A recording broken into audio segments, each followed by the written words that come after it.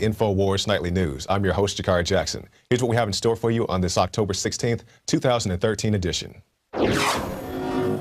Tonight, Chase limits cash withdrawals and bans international wire transfers. Is this the beginning of a financial iron curtain and a Cyprus-style confiscation? Then, the USDA is directing states to withhold funds for food stamps for the month of November. And Adam Kokesh will use his trial to focus attention on jury nullification. All that and more on tonight's InfoWars Nightly News.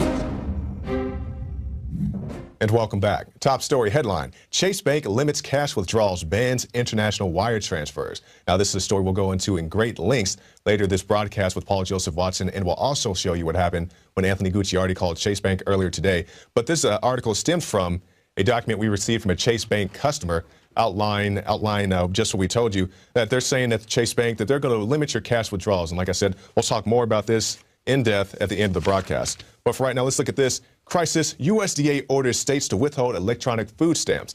Now, we've seen the riots and the storming of Walmarts and so forth go on in recent days, and that's just a brief preview of things that could come if the food stamp situation gets any worse. Well, it seems like the federal government is always poking a stick at an angry bear, and this week it's pointed at the recipients of the SNAP program. The USDA sent letters to state agency directors on October 11th, directing them to delay funding to state EBT vendors until further notice. In other words, up to 47 million Americans who rely on food stamps to feed their families may face the prospect of going without food next month.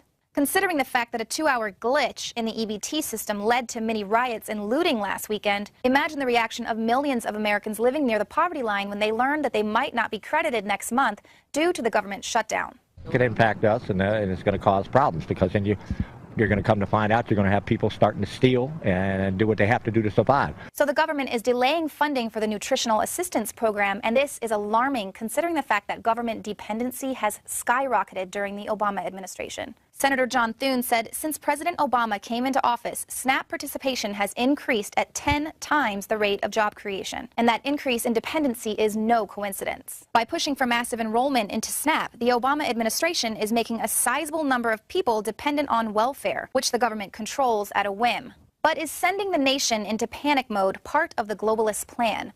Former Navy SEAL Ben Smith seems to think so. They want us to do something. They either want to diminish our voice or our significance, or draw contact, and they can crush us. I mean, you've got Sheila Jackson Lee, who is calling for martial law to end the shutdown. This strategy of creating pressure from above and below would mean that the government could create the crisis of a food shortage and then swoop in to restore order, thereby expanding government power at the expense of individual rights. Reporting for the InfoWars Nightly News, I'm Leanne McAdoo. Now, I'm sure there are many good, decent, hardworking people on EBTs and food stamps who just maybe they lost a job or the kids got sick and they couldn't afford the bills. But there are other people who take advantage of the situation. So just go ahead and watch this clip. Rap, hip-hop, rap. One for the trouble, two for the time. See, I take it to the next level. The reason why I came up with the welfare ID, I just want to show people, how to be real with it. I'm on welfare right now, for real. If you put that card in there, we got food stamps. And I'm glad to get the food stamps.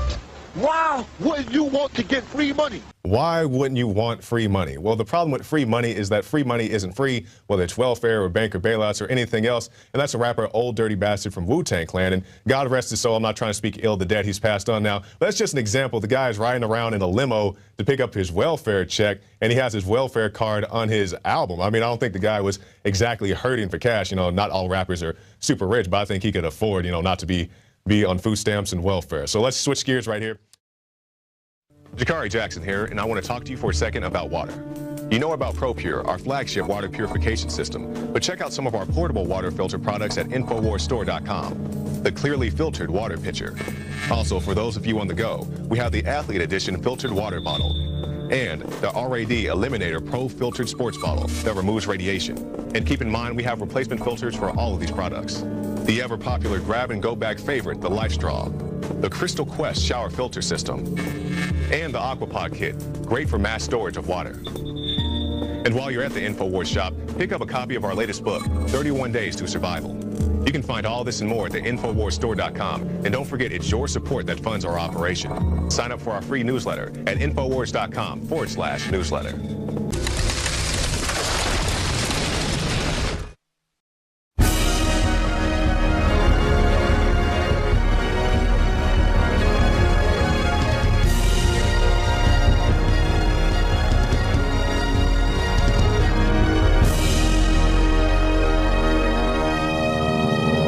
Welcome to the InfoWars Nightly News. I'm your host, Jakari Jackson. Here's what we have in store for you on this October 16th, 2013 edition. Tonight, Chase limits cash withdrawals and bans international wire transfers. Is this the beginning of a financial iron curtain and a Cyprus-style confiscation? Then, the USDA is directing states to withhold funds for food stamps for the month of November. And Adam Kokesh will use his trial to focus attention on jury nullification.